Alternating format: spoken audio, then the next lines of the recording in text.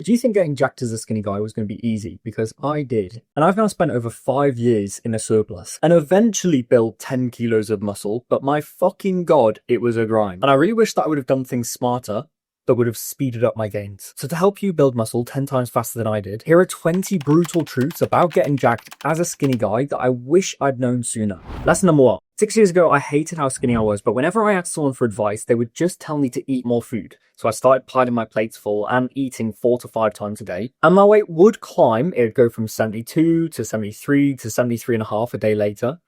But then I'd lose my appetite and it would literally fall off overnight. And I thought I wasn't motivated enough or I wasn't disciplined enough, but in reality I just did not understand how appetites worked. And I didn't realize back then that you can't beat a low appetite threshold by just trying to force in more food. You will always lose. And I realized that there was only a certain amount of food that I could push through my system on a daily basis consistently until I'd lose my appetite. And I call this amount of food my appetite threshold. As soon as I go above it, I'd wake up the next day feeling groggy, feeling nauseous, and not be able to eat the food. But I needed to get in over 4,000 calories to gain weight. And I bought every single max gainer, every bulking meal plan, trying to get these calories in, but none of them worked. And I started researching into better ways of doing it. And also I linked this to what I was studying at uni, because I was studying maths and physics. And that's when I started to develop the density diet. And since then, I've managed to gain over 20 kilos while even feeling hungry at the end of every night. So lesson number 2 is you actually need to learn how to eat less food if you want to gain weight, which sounds counterintuitive. But if you want to see how this actually works in practice, click the top link in the caption and download my 3-day high density meal plan. And you'll notice how you're getting in more calories, but feeling less full at the end of every single day. And this is how you gain weight sustainably. Okay, lesson number 3. At the peak of my bulk, I had to get in over 4,500 calories every day, and obviously I started struggling to get them down. And I realized I was dreading my day of eating before it had even happened. I'd wake up and the first thing I'd think about is the food that I was going to need to eat that day, and I'd feel sick thinking about it. Eating had become a second job in my life, and all the decisions I was having to make were driving me fucking crazy. And so I took all the decisions away. I started bringing in exact times for my meals, knowing which exact meals to make, and just eating the same thing every single day. And it got so much more manageable. And I was able to carry on bulking for another 4 months, which built me a shit ton of muscle. So realize that eating enough food is hard, but your real enemy in a bulking phase is the decision fatigue that comes with it. It's the constant thinking about what you're going to eat next, where your next 900 calories are going to come from, and how to spread your meals around your workout so you don't feel sick halfway through a leg day. Food becomes such a big part of your day, and you get annoyed when people bring it up because you're like, oh, I just don't want to fucking talk about it. Okay, lesson number 4. When I first started lifting, I was stuck at 72 kilos and I was really struggling to gain weight. But I also just started working as a waiter, doing 20,000 steps per day, and I only had a 30-minute food break to get my calories in. And I kept taking meal prep in, but I literally could not eat it in the 30-minute window that I had. I'd always run out of time, and I'd get home at the end of my shift and realize that I'd burnt more calories walking around serving people than I'd been able to eat in the 30-minute window. And the next day, I'd weigh in lighter no matter how much I tried to eat in that 30-minute gap. And I wanted to escape the skinny trap so fucking badly that I hired the top bodybuilding coach in the country for 220 quid per month when I was only earning 160. And I explained my situation to him exactly about the food breaks and how I was working in the pub, doing a load of steps. And he asked me, well, do you have drinks breaks? And I was like, yeah, duh, it's a fucking pub, but how is that going to help? And he told me to drink my calories instead of eating them. So the next day, I made 2 high-protein chocolate milkshakes and took them into work with me, along with a smaller meal prep, instead of the huge one that I was trying to eat previously. I drank the first shake straight away, I sat down for lunch and actually finished my meal prep in the 30 minutes, and then towards the end of the shift, I managed to have the second shake. And for the first time in 2 years, I managed to gain 2,500 calories during the shift, and actually consume more calories than I had burned. Meaning the next day, I started gaining weight. And over the next 10 months, I put on over 10 kilos and ran my first ever successful bulk. The lesson number 4 is just stop eating all of your calories. Drink them. You halved your cooking time. You half your eating time. You half the cost of ingredients. It is a fucking cheat code. You're an idiot to not be capitalizing on liquid calories. And by the way, if you want the exact smoothie recipe that I literally took into work with me that finally enabled me to run a successful bulk, it's a part of the meal plan that I've linked in the caption of this video. So go and grab it. Lesson number 5. When I was 16, I got picked to play rugby for North Wales, and I was so excited, and my dad was so proud because he played for Wales when he was younger as well. But I didn't get any game time because I wasn't big enough to actually make an impact on the pitch. The ball kept on getting muscled out of my hands, and whenever I went into contact, I'd just get injured. And at this point, I'd already started researching into how to build muscle and how to get bigger because I wanted to put on the size. And I knew exactly how many calories I needed to eat on a daily basis. But at the time, I was still in school, and I was finding it fucking impossible to get my calories in. I'd rush to school in the morning, have a school dinner, and come home and realize I still had 2,500 calories to get in before I went to bed. And no matter how hard I tried to shovel them down, I could never force them back, and it would leave me bloated and feeling sick when I tried to go to bed, and it would affect my sleep, which would then make me wake up later, meaning that I'd wake up and skip breakfast, and the cycle would just keep getting worse. So instead of focusing on making my meals later in the day bigger, I instead started focusing on spreading my calories more throughout a day. So actually figuring out how to get to 1,000 calories before I even arrived at school in the morning. And I cracked how to do this on the train on the way to school. And I'd get home from school every day feeling hungry. Even after eating 2,500 calories, I'd be able to eat 2 more meals, and I finally started gaining weight. So lesson number 5 is open up your damn eating window to at least 12 hours. It gives your appetite a chance to recover between your meals, and it means that you don't tank it in one go with a huge meal. Okay, lesson number 6. As soon as I started to figure out this bulking thing, my body weight started increasing, which was great. But because I was eating over 4,000 calories a day, my screen time on MyFitnessPal was climbing to over an hour, and I was having to track like 40 plus items every day from scratch. So I started turning the meals that I ate over and over again into saved meals on MyFitnessPal, so that I only ever had to track them once, and then I could just drag and drop it to the next day. And my decision fatigue literally disappeared. I started tracking my intake in 4 clicks every single day, and bulking became so much easier. So lesson number 6 is only ever track a meal once on MyFitnessPal. It'll save you so much time and mental energy. Okay, lesson number 7. Everyone was telling me how lucky I was that I could eat whatever I wanted to in a bulk, and that I just needed to eat more food to gain weight. So I tried doing that for 2 years, but I ended up at exactly the same weight, and I was still stick thin and insecure. And that's when I realized us skinny guys have been told a complete and utter fucking lie. You can't eat whatever you want in a bulk. For example, I fucking love potatoes. They're my favorite carb by a mile, but they are literally the most filling food on planet Earth. And if I eat a lot of them, I get bloated as fuck and can't get in enough calories to actually gain weight the next day. And this is exactly the same as how fat people have to give up their favorite foods to lose weight. You might have to give up your favorite foods for a while to actually gain weight. And nobody tells you this, but as a skinny guy, bulking is the hardest part. And that leads me straight into lesson number 8. I went to compete as a bodybuilder, and everyone was telling me how restrictive a prep is, and how dialed in you have to be, and how you have to watch your calories and avoid your cravings, and you're going to feel so hungry. And so I went into a 30-week cut to get shredded. And I was expecting it to be really hard, and for me to get hungry, and for me to get crazy cravings, and have to stop buying foods and not putting them in the house. And I literally got to like 6-7% body fat so easily, and I wasn't hungry at all. And that's when I realized bulking is actually more restrictive than cutting for us hard gainers, because I actually have to watch what I'm eating way more when I'm in a bulking phase, thinking about how to spread my calories, what meals to eat, where my next 1,000 calories are going to come from. Compared to when I was cutting, I could just eat whatever I wanted. I could forget about a meal and it just wouldn't be a problem. And I could just eat like a normal fucking human being, and I got shredded. Okay, lesson number 9. I was desperate to grow muscle, and I was training at the time up in my little attic home gym, and I was doing like 5 sessions a week for 2 hours each time. And I was watching all of the Jeff Nippard videos on like the volume versus gains debate, and how if you do more work, you grow more muscle. And so my logical ass thought, the more work I do, the more muscle I'll grow.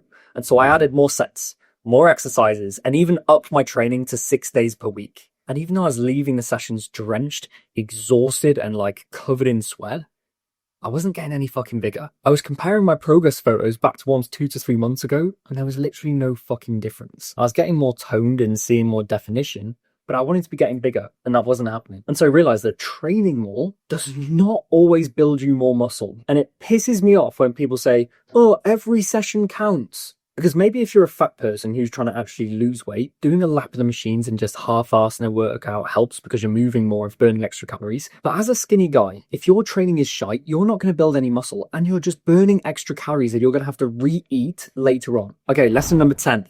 I spent 6 months obsessed with hitting 2 times my body weight on hack squats because my skinny legs were my biggest insecurity and they were one of the reasons why I actually got into the gym in the first place.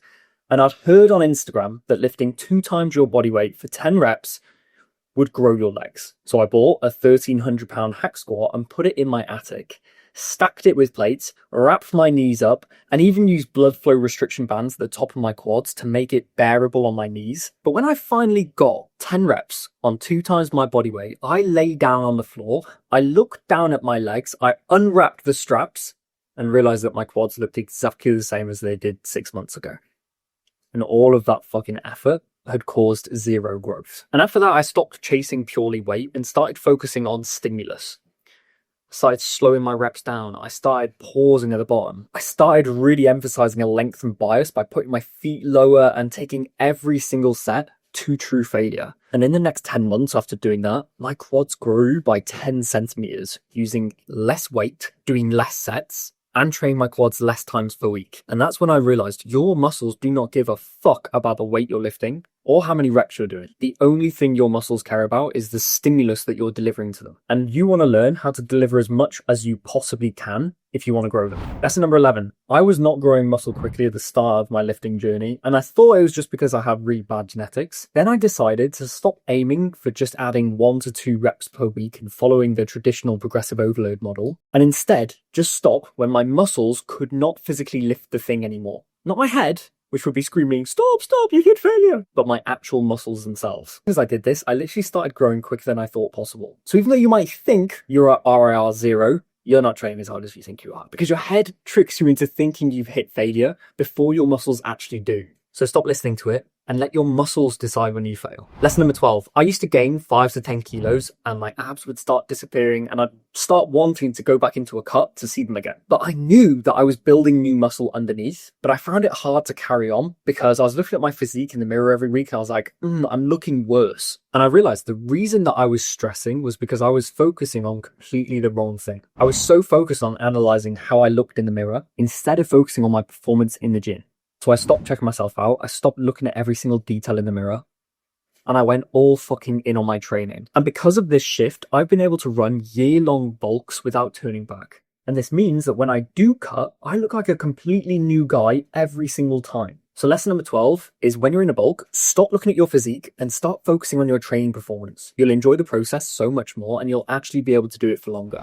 Lesson number 13. So I bulked from 72 kilos the whole way up to 95 in a year. And I was gutted when I cut back down to realize I'd barely built any muscle. In my next bulking phase after that, I took it way slower, gained less weight and did it over an 18-month time span. And this time when I cut down, I was fucking jacked and I literally looked like a completely new guy. And that's when I realized what people have been getting wrong about bulking for years. You can't take a bulk too far, but you can definitely take it too fast to slow the fuck down and delay the gratification. You'll build so much more muscle. Lesson number 14. I always used to trip myself up and ask myself, how long should I be bulking for? Is it time to cut yet? And this question would constantly be in my mind, but I decided I wanted to put on as much muscle as I possibly could.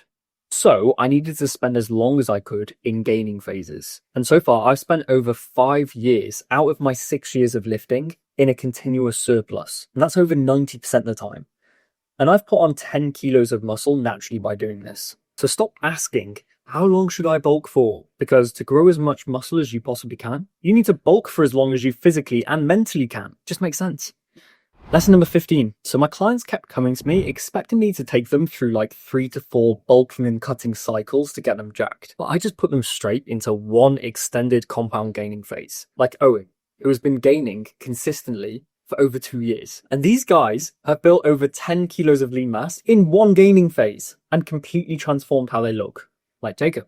So realize, it only takes one perfect gaining phase to get jacked forever. You don't need to faff around with priming phases, reverse diets, or any of this shit. Just get into a slight surplus and stay in it for as long as you damn well can. Okay, lesson number 16. So many skinny guys come to me wanting to go for an ultimate bulk and get wham, but when they're 8 months deep, and they start looking a little bit fluffy, they don't like how they look at a higher body fat, and they miss that definition and they want to turn back into a cut. And I explained to them how gaining a bit of body fat is literally just the cost of doing business when it comes to building muscle. And I also explained that losing the body fat at the end of a bulking phase is so much fucking easier than building muscle at maintenance. And they push through the uncomfortable stages, and when they do cut down, they're jacked. So realize this, being scared of gaining body fat as a hard gainer is stupid.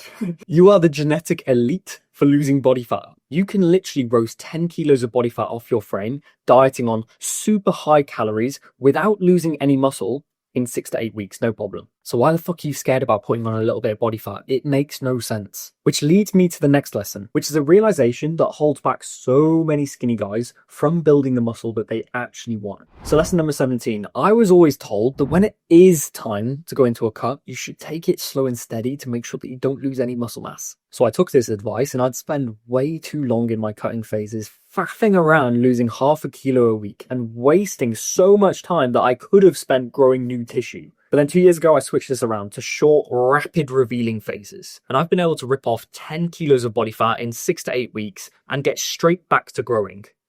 And the best part about this is it actually wakes my appetite back up and primes me for the next gaining phase. So hear this, every single week you spend cutting is a week that you've just spent not growing. Unless you're in a bodybuilding prep, don't fuck about in your cutting phases.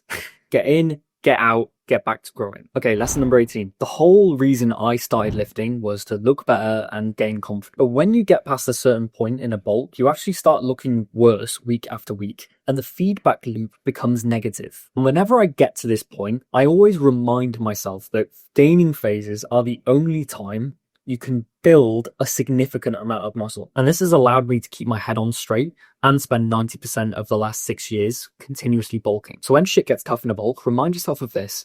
Cutting phases only reveal the physique that you've currently got. Gaining phases are the only time where you can actually improve it. Lesson number 19. So I was stuck seeing 72 kilos on the scale every single day for 2 years until one day. And it was the day that I just decided I was not going to live the rest of my life skinny. I was going on a gym trip with 2 guys that trained at my local gym. I knew one of them quite well, but I didn't know the other one. And we traveled to this gym that was about 40 minutes away. We trained legs and we're on the way back. And I was sat in the back of the car and there's a really loud exhaust and the 2 of them were sat, driving and in the passenger seat and they were chatting away about stuff. And I leant forward and I was trying to listen in on the conversation and they just figured out that I'd started dating one of the hottest gym girls in the area. And the guy in the passenger seat said to the guy driving, "Oh my God, can you imagine when they have sex? Ollie's legs are going to be like little toothpicks behind hers." And that's burned into my skull. I've never, ever, ever felt like less of a man than that moment. And that was the switch for me. That made me realize that I'm not living the rest of my life skinny. I don't give a fuck what it takes.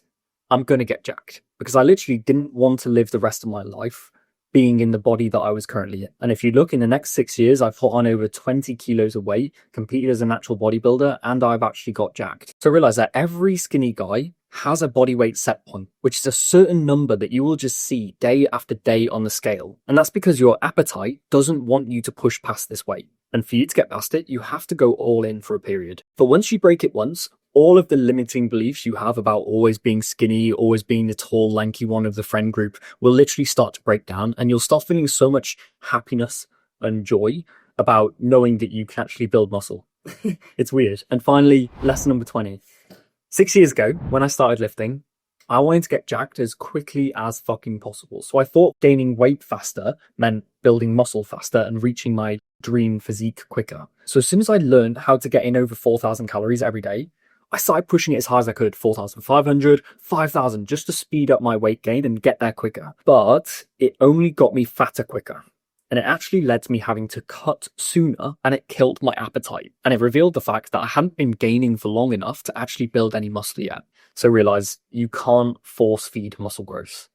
You need to be patient. And although all of these lessons are incredibly powerful and they could have sped up my gains so much, if you don't know how fast to actually push your body weight up in a bulking phase, then you don't really know what you're aiming for, and you won't even know if you're building muscle or just putting on body fat. So go and watch this video next, where I'll explain exactly how quickly to push your body weight up to maximize your growth while minimizing the amount of body fat you put on.